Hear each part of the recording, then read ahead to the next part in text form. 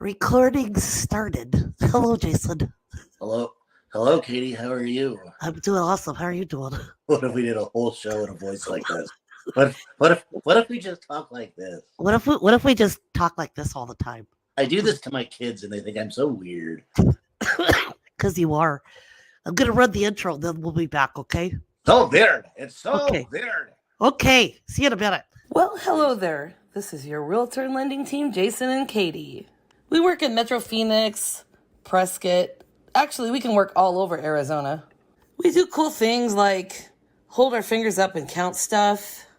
We also do things like point and hold our hands in positions where it looks like we're talking about something really important. But the thing we do best is laugh. Oh, and we support you too. So thanks for joining us. We love your socks. Yeah. I'm gonna count something. What? Yeah. I'm gonna point. Am I pointing right now? What am I pointing at? Okay. I feel like I don't we're know really what close. to do with my hands when I talk.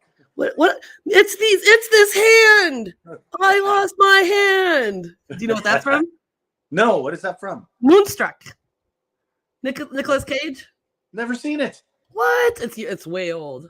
I Not like we're not old, so I mean I don't know. I know. Whatever. Oh, way past my time.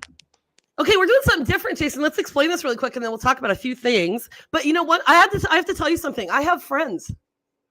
What? Yeah, I do. Did you know that? I mean, other than me? No. Other than you. And look what I got from my friend in red cup. In Canada. It's a Tim Hortons cup. Oh, Canada, eh? You're familiar with Tim Hortons. You love hockey. You love Canada. I went to Tim Hortons in Dubai. Isn't it awesome? You did? I did. I wonder if it's as good as it is in Canada. I love Tim Hortons. I tell you this, I had a tasty donut, eh? Oh, yeah. Actually, they have really good sandwiches there. I enjoy a delicious sandwich and coffee at the local Tim Hortons. So, funny story about Tim Hortons. It will always be in my mind because that is where I was talking to my daughter and what at that time was my future son-in-law, who literally just got married today in Dubai. Interesting. Yay. It's funny you guys didn't go when it was on. So as I'm drinking my delicious coffee in my Tim Hortons cup, not a sponsor, I'm also enjoying beautiful New Mexico Pinon coffee, which is also not a sponsor, but we would not be opposed. And you are drinking I bet you're drinking a Dr. Pepper. You know, it's a mellow yellow. What? They have mellow yellow in Texas. That's from the kid days. That's right. I used to drink Mellow Yellow. They call me Mellow Yellow. Mellow Yellow. All right. So, okay. I'm going to talk about some cool gadgets I have here in a minute. But, Jason, what are we doing that's new? Because right now we are not live. We are not live. No, this is experimental. This is fresh. Mm-hmm. We are recording our content to be released at a later time. This evening at 6 p.m. When our audience is available, you know what? We could pretend at 6 p.m. Like, oh, look. Hey, guys, look. Oh, my gosh, it's so light outside. Yeah. We both did that. I've had a cold. Yeah, you actually look really cool. It looks like you have one of those, like a cool cameraman on a what do they call those? Like on the movie, you know, like in this TV studios. It's on the little thing. I'm like on a ride. Woo! Yeah. Woo. Okay, so I'm also so what we're doing is that we are going to not do these live because in the morning we weren't getting a lot of engagement. We got a little bit. But I think that we're going to provide better value to people by doing this and uploading it. They can watch it whenever, just because it goes to the YouTubes also. And once a month we are going to do a live video. Yes. What did we decide? The last Wednesday of the month? Yes. Do you remember our dilemma with picking the day? Oh gosh, because people do they know who we are? Like we're. I mean, Tuesday's Canter with Katie, so that's not possible. Tuesday, yeah. It's not every Tuesday, but you're busy Tuesday, and then Monday and Thursday. What do we got? Football. Mm-hmm. And like Friday, who wants to sit home and watch our ugly mugs? You know. Friday, I hope people are doing cool things somewhere else. Yeah, not just watching cool people, but doing cool things. Doing cool things with a tasty beverage in hand. So let me ask you a couple questions. Yes, please. Okay, I'm going to tell you something first. And this is why I was late this morning. So I was writing a contract and going over stuff with Zoom with my clients right now until almost midnight. And it was funny because we were looking in Anthem. And so for those of you that aren't from Arizona, Anthem is a community just north of Phoenix. And it's small. And, you know, there's a country club community. It's gated and stuff. And the HOA is $425 a month. Now, she has been working with another lender for a long time. So these are the times I have to concede. And I try to bully people into using you. But I told him everything you do. And I've been forcing him to talk to me. Like, you know, I called him at 8:30. Sorry, you know.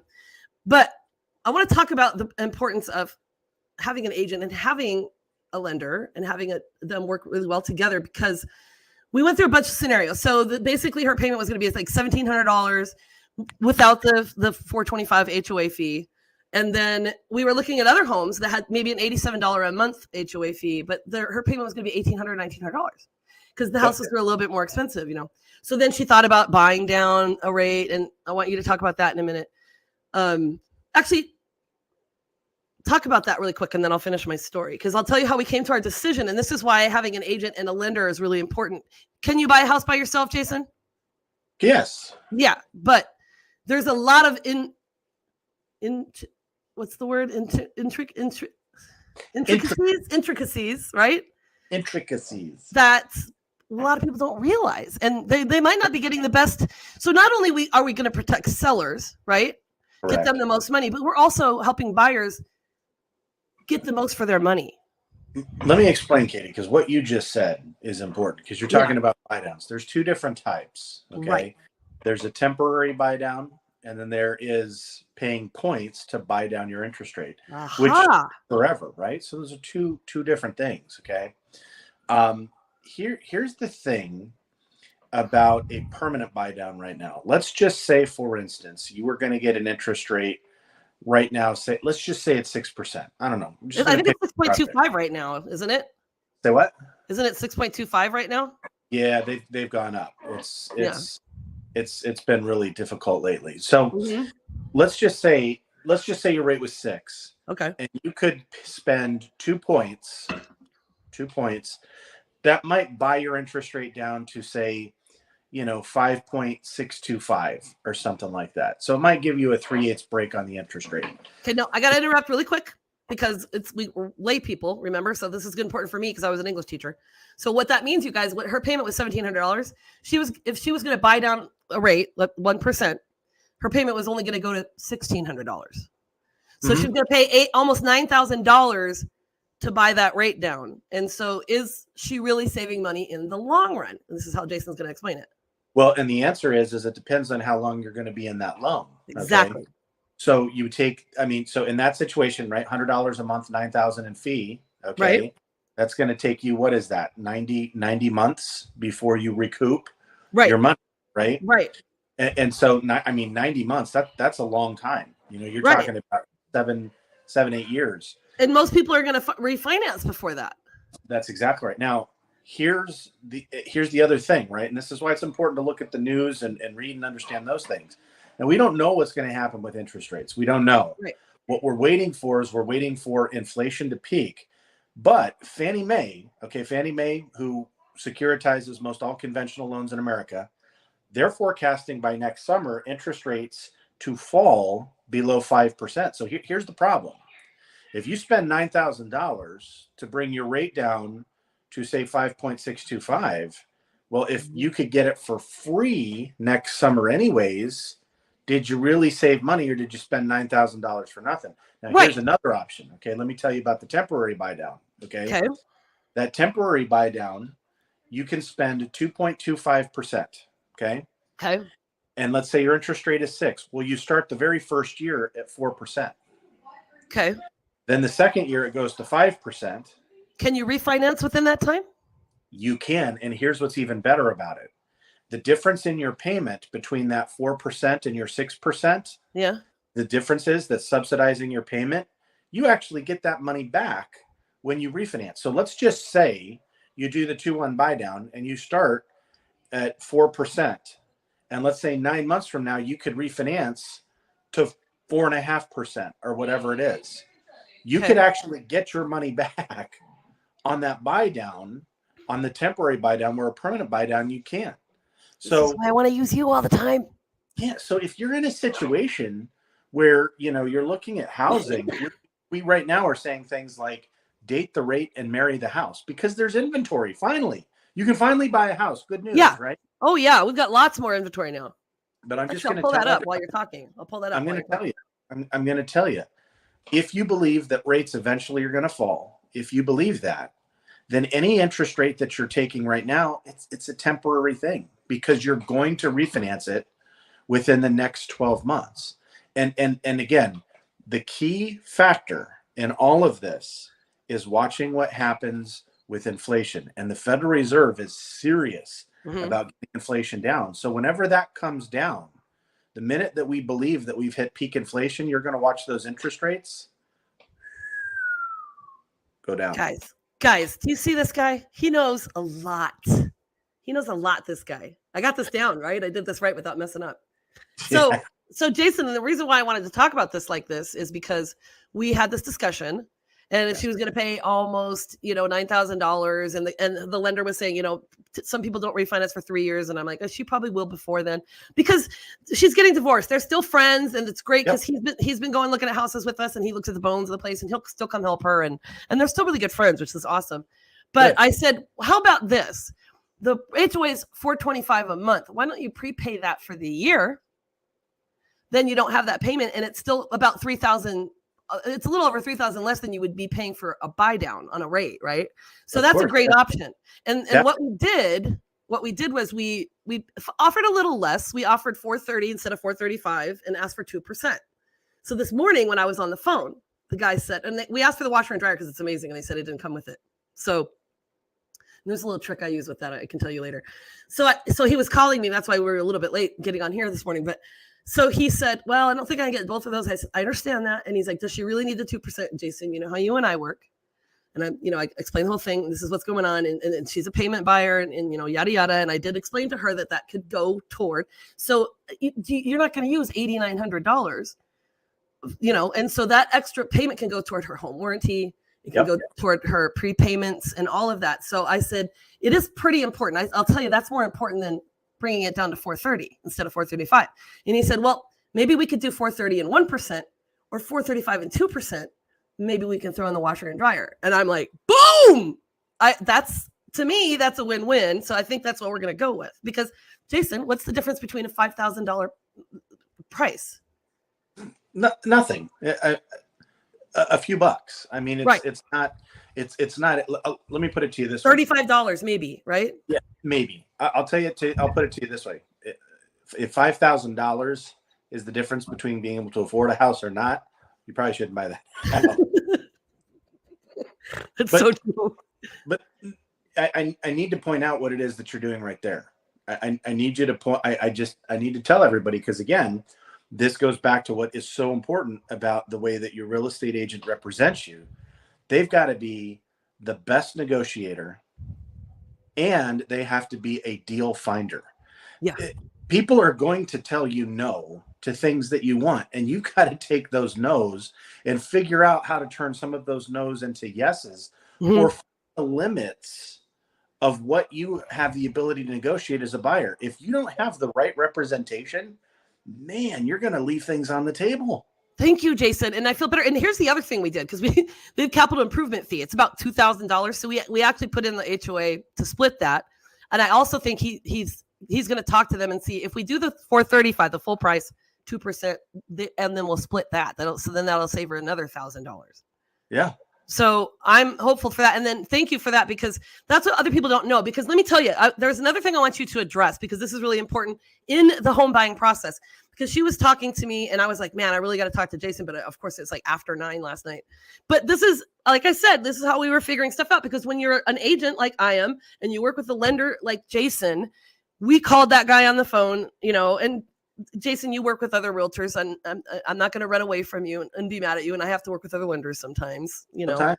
But it's really not. But Jason, Jason's the kind of guy I even tell my clients, okay, so but if I have a question, you can absolutely talk to Jason. He will help you. He's not going to say no. So yes.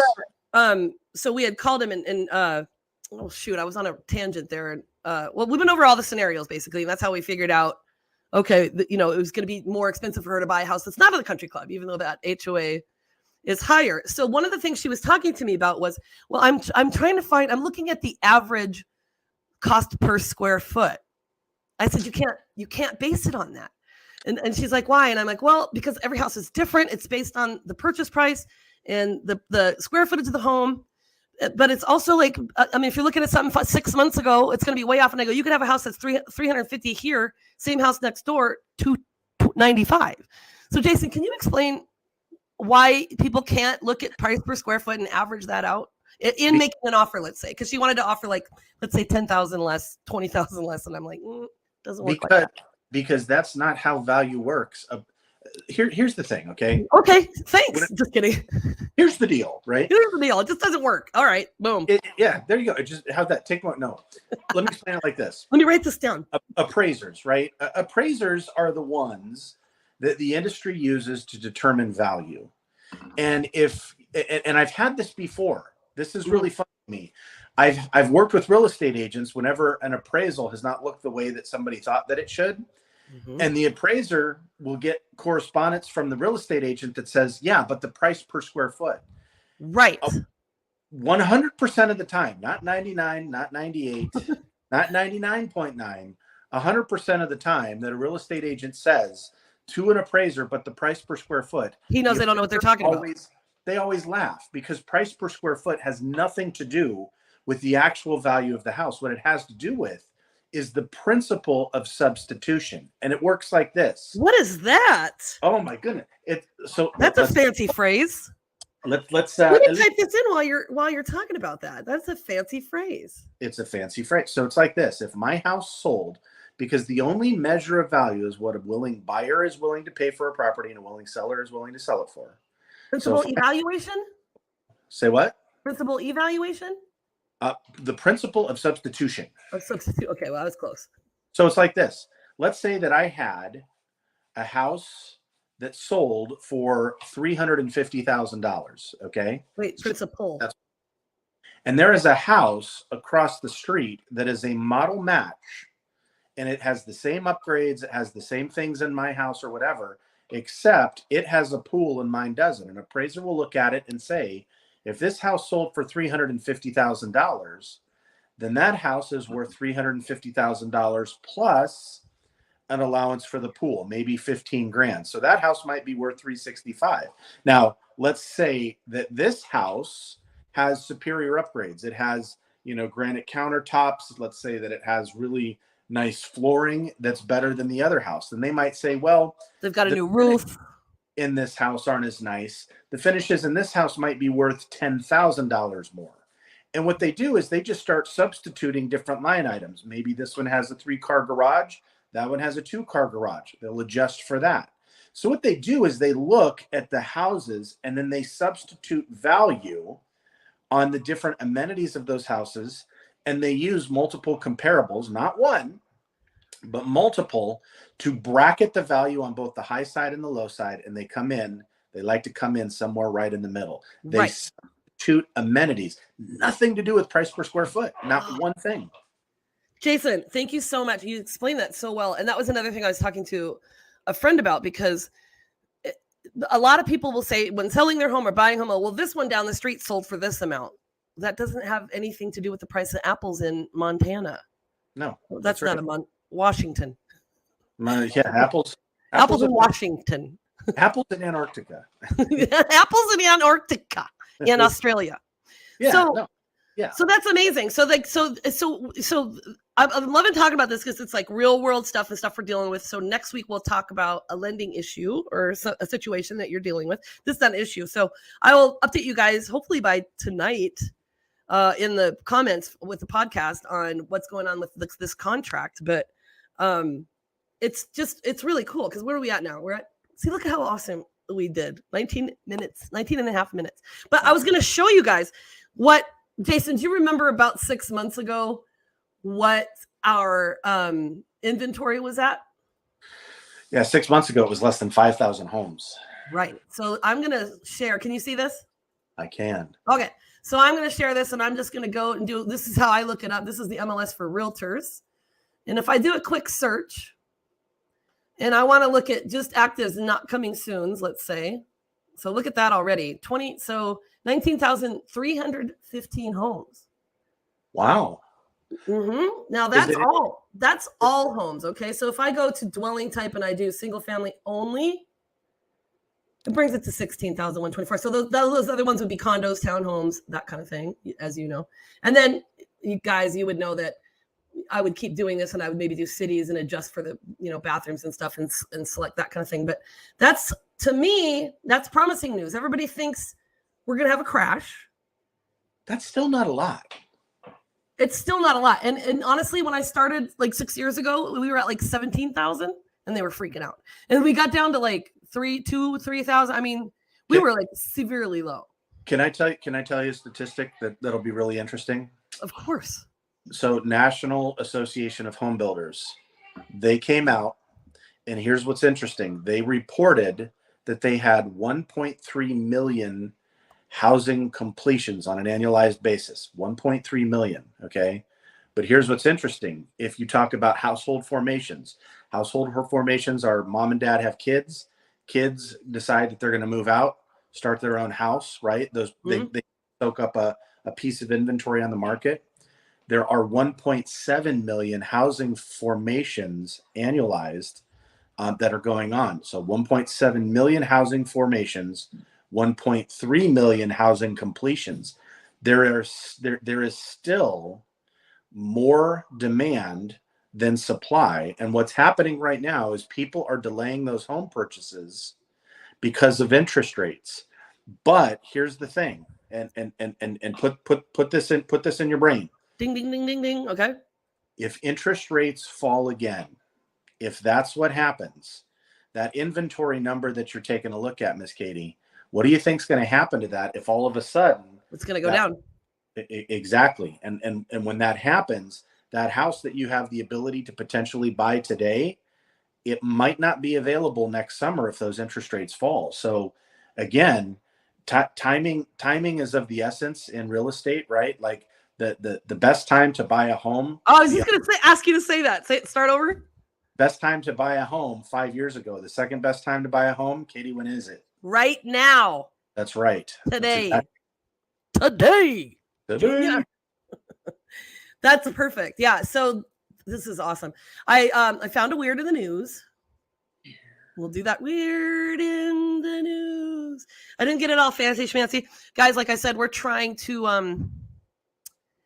go mostly, just record it, and I'm going to try and figure out how to upload these into Spotify, which would be cool. Very and cool. And what's the other one? The iTunes. Okay. I'm going to share my screen. Jason, what is something that most people are scared of? There's urban legends and whatnot. Spiders. It has nothing to do with buying or selling. But like with homes, there's a certain room in your home that this rumor always goes around, and be careful and see if you can guess. The basement. Oh, that's good. Okay. It's a room that you have to frequently visit, sometimes in the night a few times. The bathroom. Yeah. So what are some rumors that that you've heard about bathrooms? Oh, are you kidding me? When we were kids, there was always the Bloody Mary, things like that. Bloody Mary, yep. Yeah. Well, there's the alligators in the toilet, snakes in the toilet, that kind of thing, right? Yeah, so right. Be careful. Always look when you go to the bathroom. Like, who doesn't? Uh-oh. Right? Okay. So we got this one. Police remove snake from Alabama toilet. Can you see the picture? Oh my goodness. No way. Yeah. No, looks like a boa constrictor or something, or I have no idea, but I don't know how this can happen. So like this legitimately was in. How do they get in the toilet?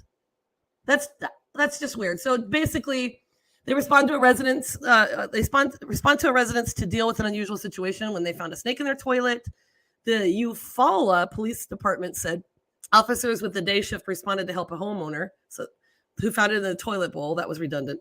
We never know from one day to the next what kind of call we'll receive during our shift, the department said in a Facebook post. The snake, a harmless gray rat snake, okay, that's our answer, was released in a more suitable habitat, okay? No. And then it says, in the snake's defense, he was just trying to reach the homeowner about the car's extended warranty. The post quipped. Oh, they quipped. I'm just going to tell you right now how that would go in my house. Somebody found a snake in the toilet. That would be pass. Yeah, Oh. and well, obviously, whatever that said it was whatever that kind of snake. It must be from around their parts.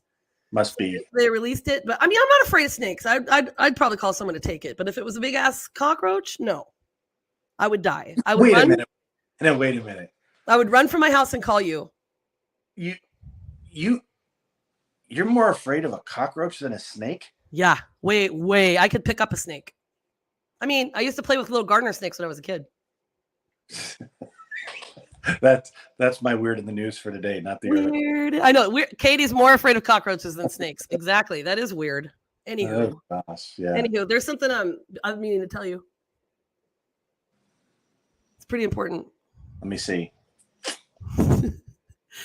There's something about you. You know what it is? I'll tell you what it is. I am such a fan of your footwear. Yeah, yours too. Let's say it at the same time. 1, 2, 3. I love your socks. You're the best. Guys, it's been awesome. Thanks for joining us, guys. And we will stay for one sec, Jason. Yeah. We will see you tonight at 6. What? Tonight? Or we'll see you right now. Hi, good evening. Hey, good evening. We'll see you tonight. Woo! All right, bye.